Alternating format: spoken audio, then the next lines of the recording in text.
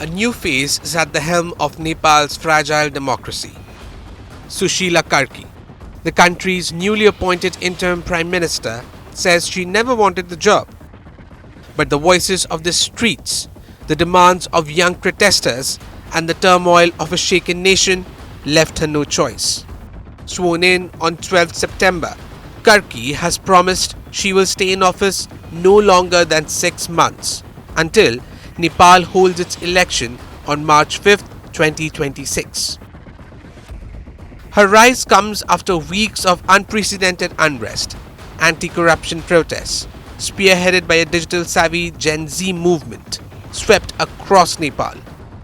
They began on September 8th after a ban on social media platforms.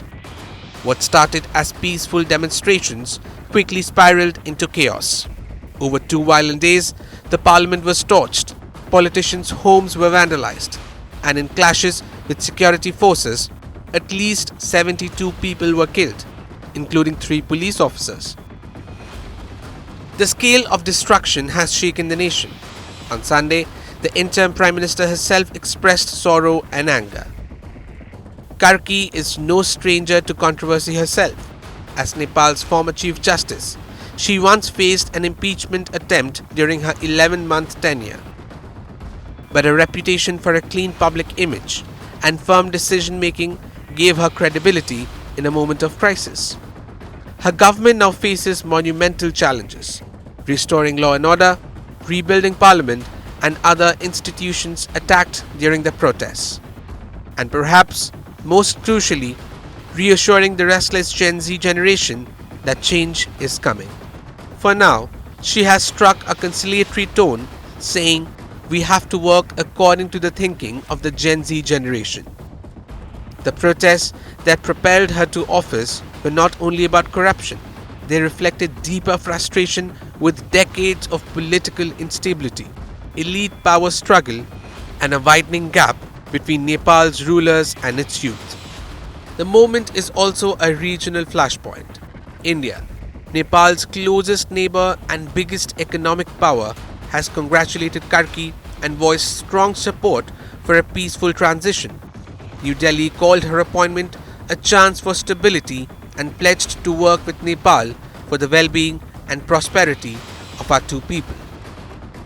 मैं आज नेपाल में अंतरिम सरकार की प्रधानमंत्री के रूप में पदभार संभालने पर 140 करोड़ भारतवासियों की तरफ से श्रीमती सुशीला जी को हार्दिक बधाई देता हूं। मुझे विश्वास है कि वे नेपाल में शांति, स्थिरता और समृद्धि का मार्ग प्रशस्त करेगी।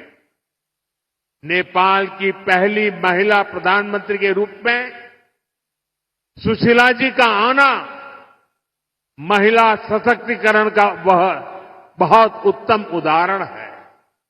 मैं आज नेपाल में ऐसे हर एक व्यक्ति की सराहना करूंगा जिसने ऐसे अस्थिरता भरे माहौल में भी लोकतांत्रिक मूल्यों को सर्वोपरि रखा। India has much at stake. The March 2026 election could reshape Nepal's politics and tilt the country's foreign policy.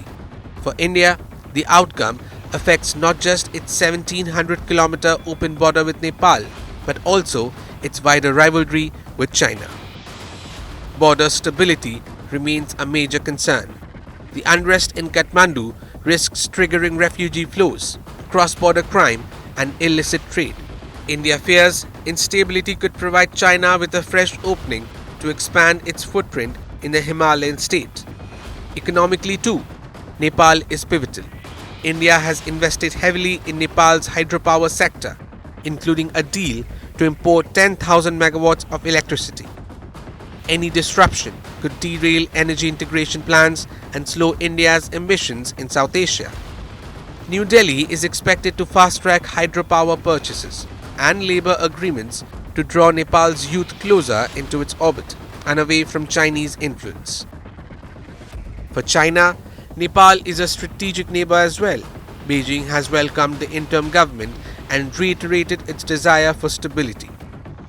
But projects under China's Belt and Road initiatives have moved slowly, while Nepal's cultural closeness and economic ties to India remain strong.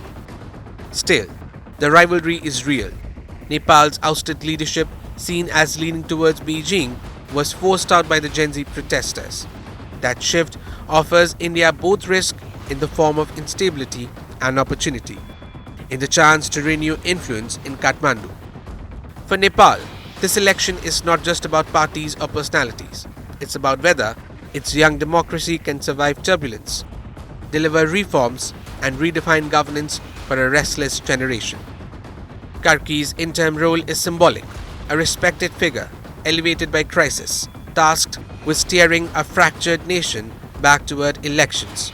Her success or failure will set the tone for Nepal's political future. As India, China, and other regional players watch closely, Nepal stands at a crossroads. Its March 2026 election will decide not only the future of its leaders, but also the trajectory of South Asia's delicate balance of power. For now, the challenge for Sushila Karki is clear: restore calm, rebuild trust, and prepare a pathway for a new government that reflects the hopes for Nepal's restless youth. The streets that forced her into power are still watching. The question is, can she calm their anger and channel their energy into lasting change? Bureau Report, India Today Global.